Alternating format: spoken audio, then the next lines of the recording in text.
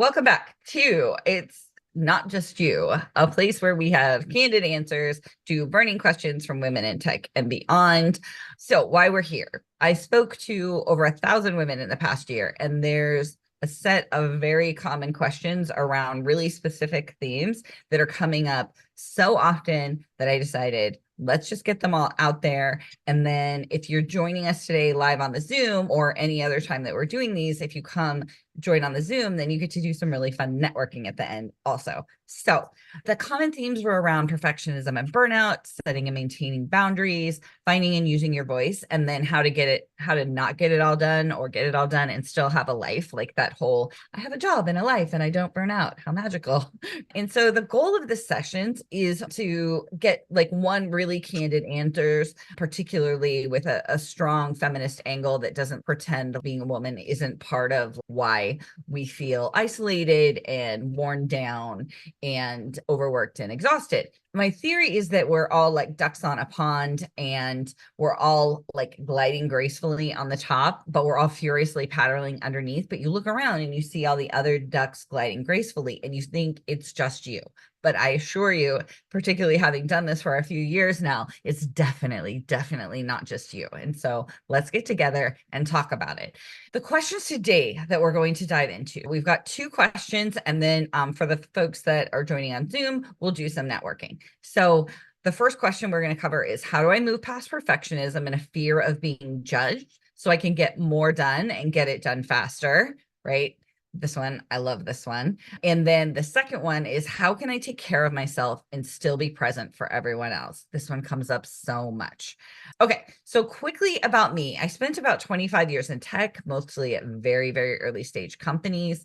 I dug deeper and deeper and deeper throughout the years. And then I burned out entirely in 2017 and walked away at the height of my career from a job that I was really good at and that I liked, but I was just so burned out that I couldn't do it anymore.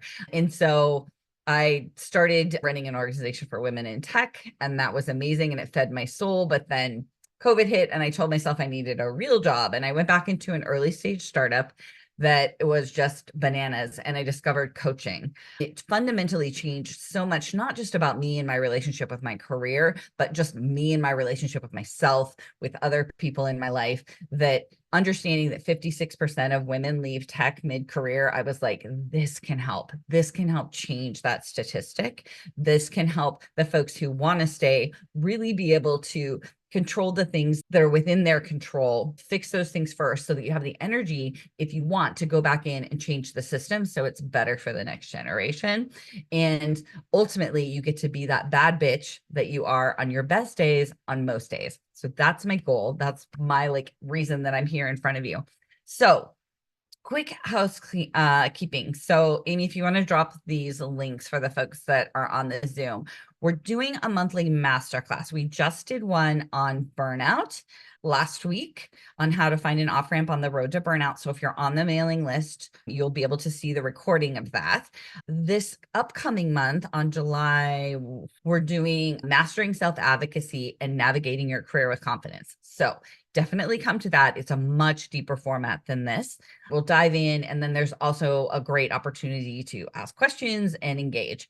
If whatever comes up during this, just drop your comments in the chat. If you're watching on the live stream, either live or later, drop those in the comments. I'll come back, I'll check, I'll answer those later for you too. And then for those that are on the Zoom, we also have a document, Amy, if you want to do this, where you can drop your kind of ask and offer so that you'll be able to connect with each other and network long after your conversation that you'll have today. All right. So without further ado, diving in. So question 1, how do I move past perfectionism and fear of being judged so I can get more done and get it done faster? I love this question, and it comes up a lot. It's definitely one that I had where you know that perfectionism is getting in your way, but you have no idea how to stop worrying about every single little detail. The type of coaching that I practice and the way that I break these things down is that your nervous system is triggered by a thought that often comes from your socialization as a woman, that we have these specific beliefs about how we're supposed to be in the world. And that triggers your nervous system, and it leads to a set of behaviors. And those behaviors lead to outcomes that you see. And so what I'm going to do is I'm going to break down each step so that you understand, like in this instance, that perfectionism is triggered by this idea that like I have to be a good fill in the blank. I have to be a good parent, leader, partner, daughter, friend, whatever it is. But we have all these ideas of what a good fill in the blank looks like. And when we're not meeting that, it triggers our nervous system and we go into a flight response.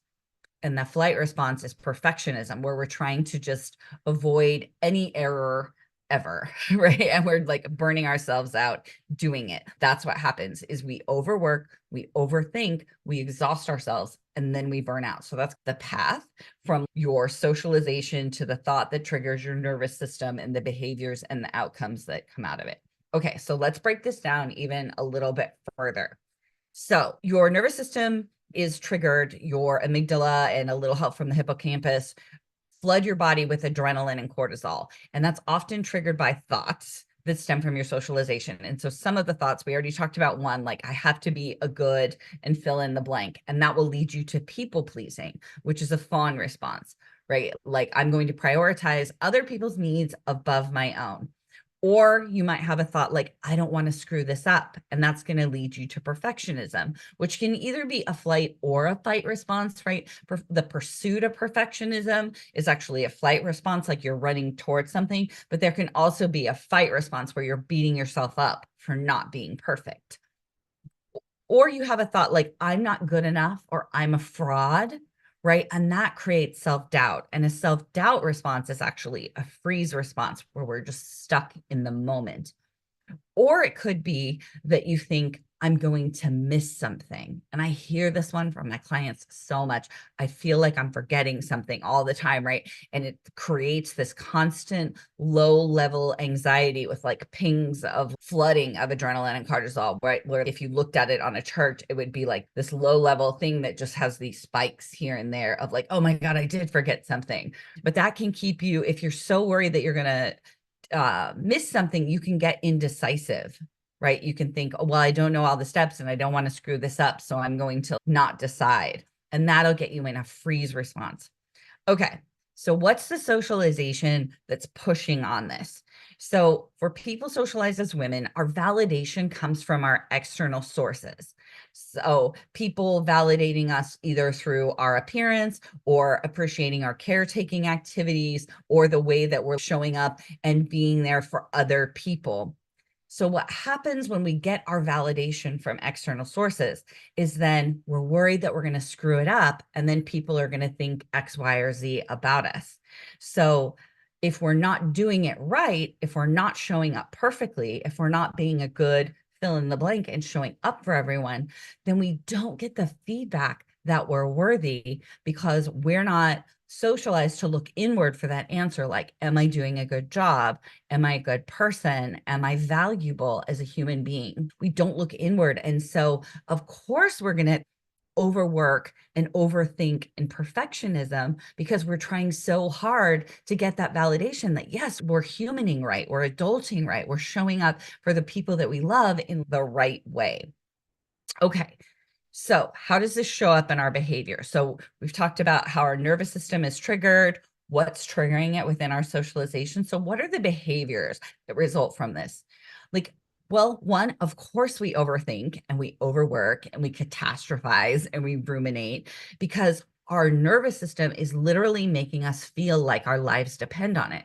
Like the adrenaline and cortisol that are coming into our body are no different than if we were about to be chased by a lion, or like a car turned when we were in the crosswalk and like just narrowly missed us or something, right? It's that same, like your body doesn't know the difference in like the idea of like how dangerous the particular situation is. But when we're always feeling like our life depends on it, which can come up so much in perfectionism, it's why we overwork, right? Then we end up feeling exhausted and we end up verging on burnout or doing what I did as like perfection. I'm still a perfectionist in recovery, right? But I burned myself out trying to be all things to all people and to do everything perfectly.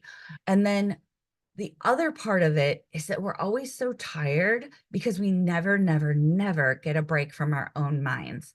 Before I burned out, it wouldn't have done me any good. I mean, maybe a little bit to go take a vacation, but wherever I went on vacation, I was going to take my brain with me and my brain was going to drive me bananas. It was just going to be like spinning and churning through all these things. This is something that I work with my clients a lot. I talk about it. I frame it as we're going to clean out your mental closet. So we're going to take down the volume on replaying the conversations that you've already had, all the to-do lists that you're like making while you're doing dishes or you're in the shower or you're driving or whatever, right? Rehearsing all those conversations that you haven't had, worrying about like the plan of, well, if this goes wrong, then we have to do this. And if this goes wrong, and that might happen, right? And we have, instead of plan like 1 to 3, we have planned through like 1AC7 430 million, right? Like every single possible outcome. And we're just exhausting ourselves doing that.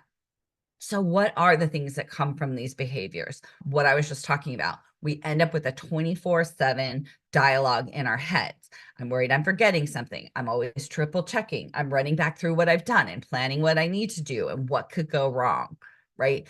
That alone is so, so, so exhausting. Just being able to turn down the volume on that, like 10 or 20%, you'll find that you have so much more energy. And definitely come to one of the monthly masterclasses because I teach you in those 4 tips to really start. And they're so easy. They're so super easy and simple that will like really, really make a huge impact on starting to bring that volume down so you can just get a little bit of space in your own mind and have a little bit more energy to deal with the rest of the world. So the other outcome is we end up in this constant state of fear. But what we're really worried about, what we're worried about when we're trying to be perfect, when we're trying to think of every possible thing and have a plan for it and make sure, is that we're afraid that something's going to go wrong. And if something goes wrong, like how are we going to show up for ourselves? We're probably going to show up and we're going to should, could, and would on ourselves. We're going to increase our suffering by regret and telling ourselves that we did it wrong and we should have known better and we could have tried harder, and we dramatically increase our own suffering. And so what we're afraid of when we're doing all of these perfectionist things is simply how mean we're going to be to ourselves in the future if it doesn't go the way that we want. And so the really good news about that is that we're in control of both ends of that, right? We can take down the volume and stop the perfectionist stress and worry and overwork, but we can also decide in advance that we're going to have our own backs no matter what, that we're not going to shame and humiliate ourselves on top of any like mistake that we made or decision that we made. So my tip for you on this is to cancel the UDA triplets. So the UDA triplets are shoulda, coulda, and woulda. I should have done this. I could have done more. If only I would have done this. So what we want to do is those words, we're using them to judge ourselves. And when we're judged, we feel shame and embarrassment and humiliation and regret. And no bad bitch ever took over the world with those feelings. So what we want to do is stop creating that by doing it on ourselves. So how do we do that? Well, here's what we don't do. If this is like we're beating ourselves in the head with the hammer, I should have known better, I could have done more, we don't put it down and then pick up a mallet where we start beating ourselves in the head. I shouldn't be shooting on myself. What we want to do is just get really curious. Why am I using those words right now? Why do I want to judge myself? And sometimes we can think, well, so you don't screw up again, right? But we want to just get really curious about like why we would want to do that.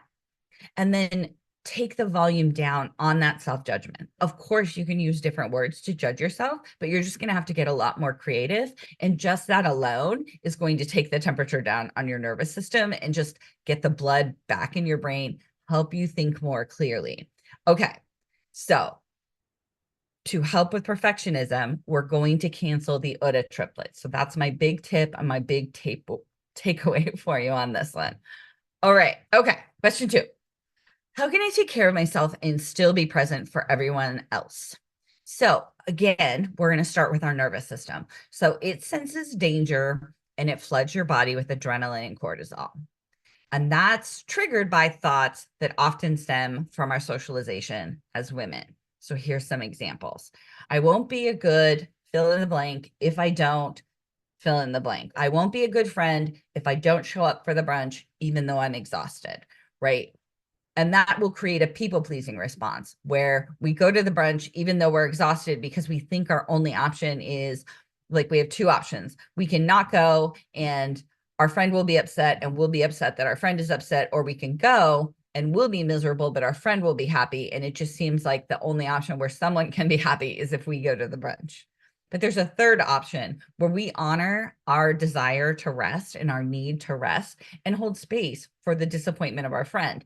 Hey, I know this was important. I'm really sorry I can't make it. Do you want to hang out next week? And this is where you can be like, I can be a good friend and honor my own needs, right? You can create a little bit of nuance with just an and thought there. I can take care of myself and still be a really amazing friend. Okay. Another thought that will possibly be triggering something like this is people will think I'm fill in the blank. And this is going to create self-doubt. People will think I'm selfish. This one comes up a lot. I have to do these things because I don't want people to think I'm selfish, because if people think I'm selfish, remember what we were talking about before with our socialization, that our value comes from other people, then of course we're worried about what they're going to think. Another thought that might be triggering these things is I will feel really guilty if, and you fill in, I will feel really guilty if I don't go. And then think about what we were just talking about in the answer to the last question about how we start shoulding, coulding, and woulding and beating ourselves up for something. And so we're going to take that inner critic, which is a fight response, where instead of punching someone else, the way we traditionally think of a fight response with our nervous system, we're actually just punching ourselves in the face, right? So I will feel really guilty if I don't show up. People will think I'm selfish. I won't be a good friend if I don't go, right? When we're talking about a question like, how can I take care of myself and still be present for everyone else? These are the types of thoughts that are driving us to put our needs last. So let's dive into that socialization a little bit. So we talked about in the last one, but I'll repeat again, our value and our validation comes from service of others. It comes from praise and appreciation from other people. That's how we know we're doing it right and we're doing it well.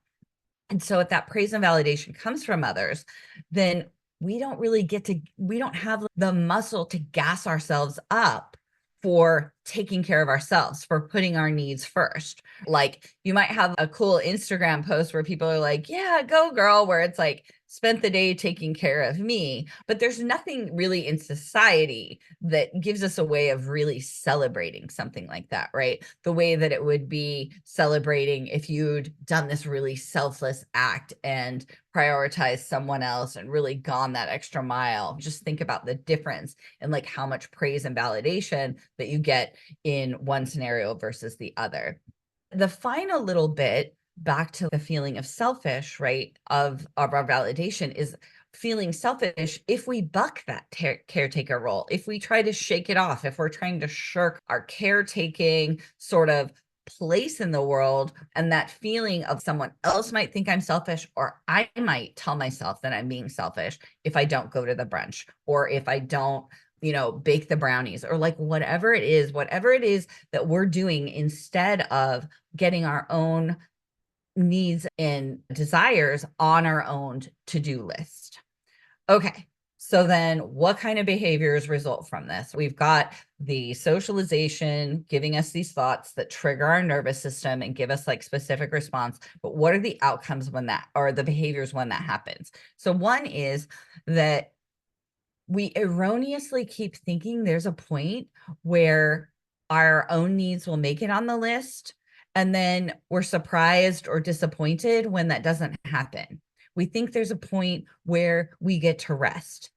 We think, oh, after, like in the workplace, we might think, oh, after we make that new hire, like this will get a little easier. After we just get to the end of the quarter, or once this big release is pushed out, then I'll get to rest. But it's not true.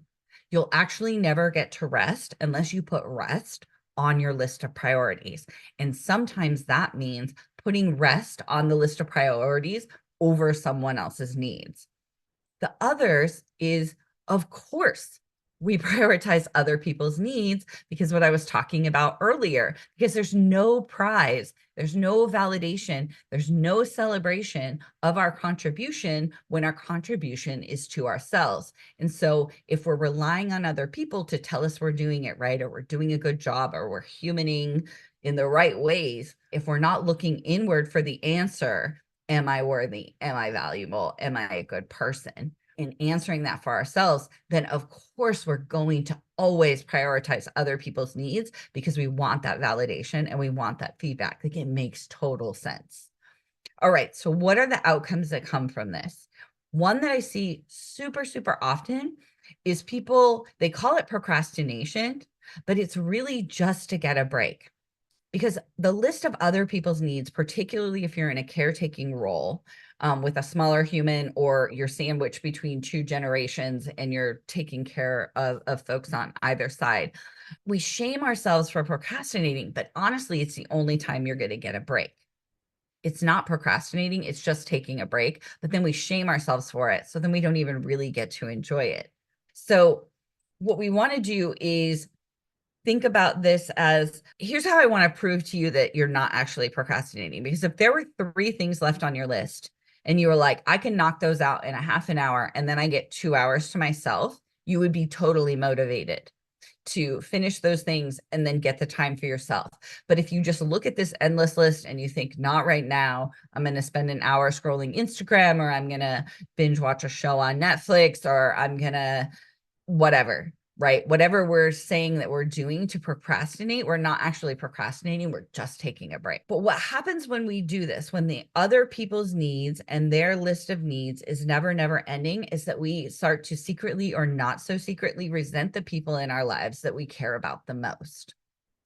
And that's a really terrible, because then we're shaming ourselves on top of everything else of like, this is my job as a partner or a parent or a leader or whatever. And then you start feeling bad that you don't want to do these things, that you're tired, that you're sick of it, that you're like, really, you can't just go like run your own bath. You're like 8, right? Or whatever it is, right? But then, and then we shame ourselves on top of it. And that's a really, really crappy spiral to get stuck in. The last outcome is that thinking that there's a place in the future where we get to rest that doesn't exist. I talked about this a second ago. It's got to go on your list. Rest has to be part of it. And not just rest, but rest and recharge. If you go and Google ways to complete the stress cycle, or even ask ChatGPT to give you 100, I really suggest you pick 10 and have that as like your kit, right? Of things that take 5 minutes and things that take a whole day, that when you're done, you feel recharged, right? And they can be so many different things, from like going for a run to painting watercolors to listening to music to driving along the beach. There's just so many ways that we can rest and recharge that we don't think about. And they really help complete the stress cycle and let our bodies go through this thing that we need to be able to continue to live in like this chronic stress society that we live in. So here's my tip for working on how we can take care of yourself and still be present for everyone else. So here's where I suggest and statements. So I can be a good friend and not go to the brunch. I can be a good parent and not bake the brownies for soccer practice, snack, whatever, right? I can be a good leader and not be available 100% of the time for all office hours, because I also believe I want to be a good parent who is there for pickup every day, whatever it is, right? But use these and statements like, I can make a mistake and not make it mean I'm a failure, and not make it mean anything about me or my future or my ability. All it means is I just made a mistake. So these and statements will give you nuance. And this is where the power is. You can give yourself permission not to be perfect. You can give yourself permission to where you feel like, I'm still meeting this criteria of what a good is, a good parent, leader, whatever it is, right? I'm defining that criteria, but I'm giving myself the nuance of, I can be a good friend and not go to this brunch. Okay. So Those are those little bits. So what I'm going to do is I'm going to go ahead and I'm going to stop the live stream. So this is all y'all get. But if you ever want, come live. I think it's this direction.